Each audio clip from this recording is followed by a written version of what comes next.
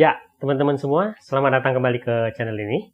Teman-teman, di video sebelumnya kita sudah bicara ya, kita sudah mengenal sedikit tentang apa itu abandon trauma dan kondisi masa kecil seperti apa gitu yang bisa menyebabkan seseorang punya abandon trauma. Nah, teman-teman, di video kali ini saya mau bicara secara spesifik ya, bagaimana kalau misalnya seseorang yang punya fear of abandon ketika dia menjalin hubungan percintaan dengan seseorang. Kondisi seperti apa yang akan dia alami? Ini penting sekali teman-teman, karena bisa saja sebenarnya kalian mengalami hal ini, dan kondisi ini bisa saja membuat penderitanya ini melakukan hal-hal yang bisa membuat pasangan itu sendiri frustasi, atau tidak bisa mengerti mengapa dia melakukan ini. Gitu ya. Nah, supaya teman-teman bisa memahami isi video ini, kalian harus memakai kacamata dari sudut bahwa yang mengalami ini bukanlah seseorang yang dalam tanda kutip normal, tetapi seseorang yang punya ketakutan luar biasa bahwa dia itu akan ditinggalkan. Dengan pemahaman itu, dengan sudut pandang itu, mudah-mudahan teman-teman akan mengerti apa yang akan saya sampaikan. Apa yang terjadi ketika seseorang yang punya fear of abandon menjalani hubungan percintaan dengan orang yang sangat dia cintai?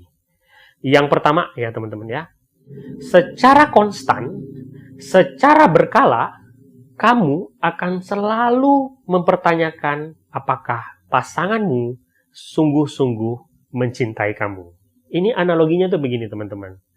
Walaupun kamu sudah menjalani hubungan yang berkualitas misalnya, walaupun pasangan kamu sudah memberikan cinta yang berkualitas untuk kamu, di dalam pikiran kamu akan selalu punya pertanyaan bahwa apakah dia memang mencintai aku?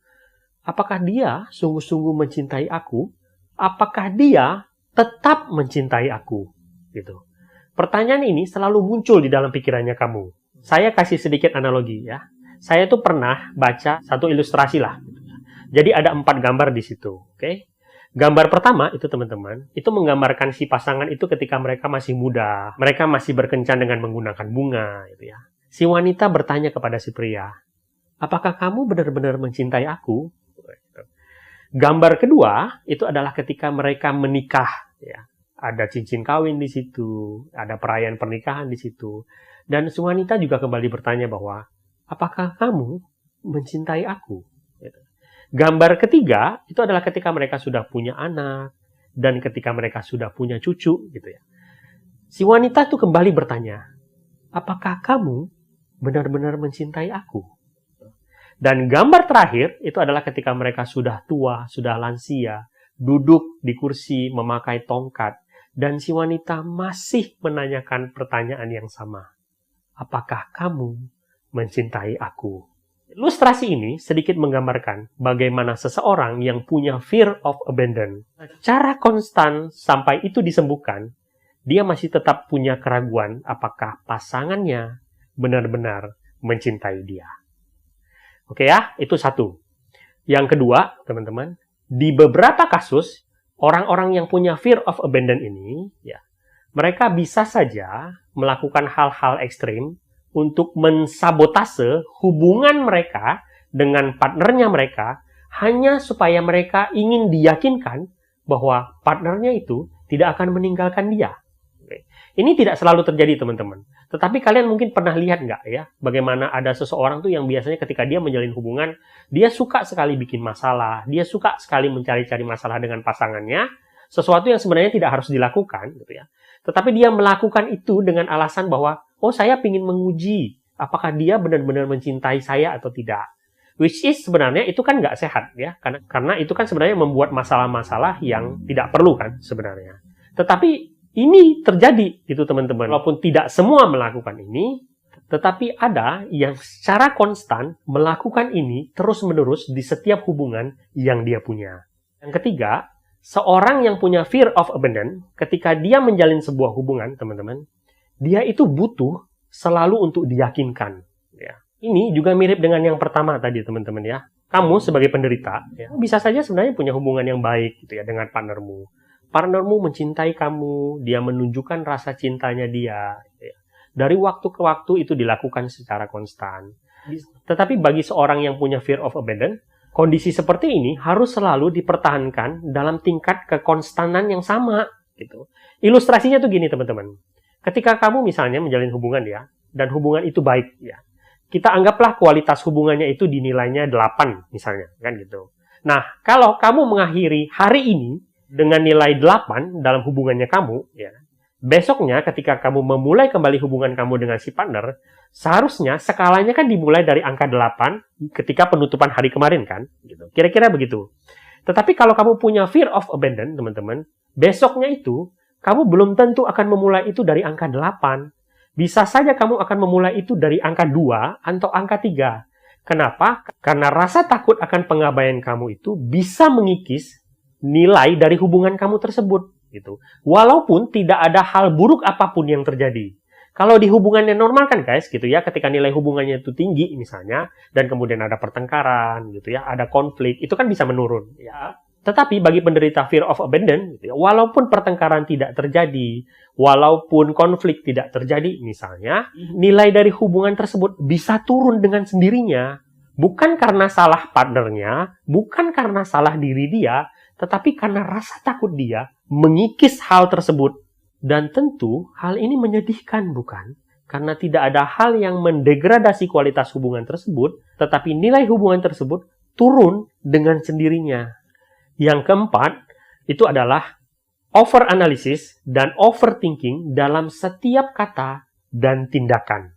Oke? Jadi gini, ketika misalnya kamu menjalin hubungan ya, itu kan ada interaksi di situ, ya kan? Ada misalnya ketika kamu berinteraksi itu ada salam pembuka, ada kualitas pembicaraan di situ, ada salam penutup di situ, gitu. Ada suasana yang terjadi di situ kan, itu yang menandakan bahwa ada hubungan di situ kan. Nah, itu kan sebenarnya tidak bisa selalu konstan kan guys, ya. Kalau orang normal kan, ya mereka tidak akan selalu bisa mempertahankan itu. Terkadang salam penutupnya berbeda, lupa mengucapkan salam penutup, atau salam pembukanya berbeda, atau panggilannya berbeda, love language atau bahasa cintanya kan terkadang bisa saja tidak konstan atau berubah, gitu ya. Nah, bagi orang yang punya fear of abandon, dia itu secara otomatis akan menganalisis itu, guys, gitu. Jadi kalau misalnya ada perbedaan, ada perubahan, sesedikit apapun, alarm mereka itu bisa nyala, gitu. Walaupun perubahan itu bukan sesuatu yang salah atau sesuatu yang berakibat buruk, bagi mereka itu sangat mengganggu. Bagi mereka itu sebuah alarm bahaya gitu dalam tanda kutip. Menakutkan mereka. Dan membuat mereka jadi menganalisis terlalu berlebihan dan berpikir terlalu berlebihan akan hal itu. Bagi partnernya yang normal dalam tanda kutip, mereka tidak menyadari itu gitu. Mereka nggak tahu apa pasangannya tiba-tiba kelihatan stres gitu ya, atau merasa tertekan gitu. Padahal pasangannya yang normal itu merasa tidak melakukan kesalahan atau perubahan apapun. Nah, kalau kita lihat kan ya, perubahan kecil yang tidak disadari atau tidak disengaja saja bisa men-trigger, apalagi kalau pasangannya tersebut benar-benar berubah secara tiba-tiba dan konstan, itu bisa membuat penderita fear of abandon-nya itu langsung mengalami depresi gitu. Kenapa? Karena mereka tuh kemudian akan langsung overthinking dan bertanya-tanya. Ketakutan langsung melanda bagi mereka dan dunia itu bisa saja seolah-olah runtuh bagi mereka. Apalagi kalau orang tersebut sangat-sangat dicintai oleh penderita abandon trauma tersebut. Yang kelima, teman-teman, ya, ketika hubungannya itu sebenarnya berjalan baik-baik saja, ya, secara konstan, ya, kebahagiaan ada di situ, penderita fear of abandon ini, dia tetap saja secara konstan terus mempertanyakan apakah dia pantas atau tidak merasakan kebahagiaan tersebut. Seolah-olah itu ada suara gitu, yang di dalam pikiran dia berkata bahwa kamu itu nggak pantas bahagia. Kamu itu pada akhirnya akan ditinggalkan oleh pasangan kamu atau oleh orang-orang yang mencintai atau dicintai oleh kamu, gitu. Rasa takut itu membuat suara-suara itu terus berada dalam pikiran mereka. Walaupun hubungan mereka itu sebenarnya baik-baik saja, walaupun hubungan mereka itu stabil, tetapi rasa takut itu tetap ada. Jadi boleh kita bilang bahwa semakin bahagia dia, semakin besar rasa takut dia bahwa dia tidak pantas mendapatkan kebahagiaan tersebut. Dan yang terakhir, teman-teman, orang yang punya fear of abandon ini, gitu ya, mereka itu selalu saja, ya, dalam kesehariannya, walaupun semuanya baik-baik saja, mereka selalu merasa bahwa pasti akan ada sesuatu yang buruk yang akan terjadi. Gitu. Walaupun mereka bahagia, walaupun mereka menjalin hubungan yang berkualitas, walaupun mereka dicintai, somehow selalu ada suara-suara yang mengatakan kepada mereka bahwa nanti pasti akan ada sesuatu yang buruk yang terjadi kepada kamu. Itu yang membuat mereka itu selalu merasa ketakutan. Itu yang membuat mereka selalu merasa bahwa ini nggak akan abadi, saya nggak akan selamanya bisa bahagia. Dan ketika misalnya keadaan yang buruk itu benar-benar terjadi, tekanannya itu menjadi semakin berlipat ganda. Kenapa? Karena mereka memang sudah merasa ketakutan dari beberapa waktu. Seolah-olah suara itu kemudian mengatakan kepada mereka bahwa, benar kan, kamu nggak akan pernah bahagia. Kamu akan selalu ditinggalkan.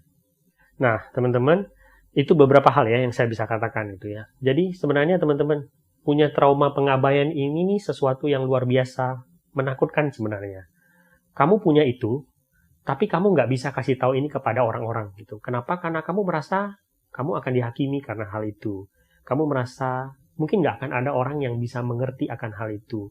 Kamu juga takut ketika kamu mengatakan itu kepada orang yang kamu cintai, bahwa mereka mungkin akan meninggalkan kamu gitu. Karena awalnya kamu sudah takut ditinggalkan, kamu semakin takut untuk membuka diri kamu, karena kamu takut itu akan menjadi alasan mereka akan meninggalkan kamu. Dan ketika mereka menjalin hubungan gitu ya, biasanya mereka akan menjadi semakin ketakutan bahwa, oh saya memang nggak pantas untuk mendapatkan ini. Ketika hubungan itu sangat membahagiakan gitu, mereka akan merasa takut bahwa mereka nggak pantas gitu. Dan selain itu, ada ketakutan bahwa saya akan melakukan kesalahan di mana pada akhirnya kesalahan saya ini akan membuat orang yang saya cintai meninggalkan saya. Ini aja yang saya bisa bagikan teman-teman. Semoga video ini bisa membantu. Sampai jumpa di video berikutnya.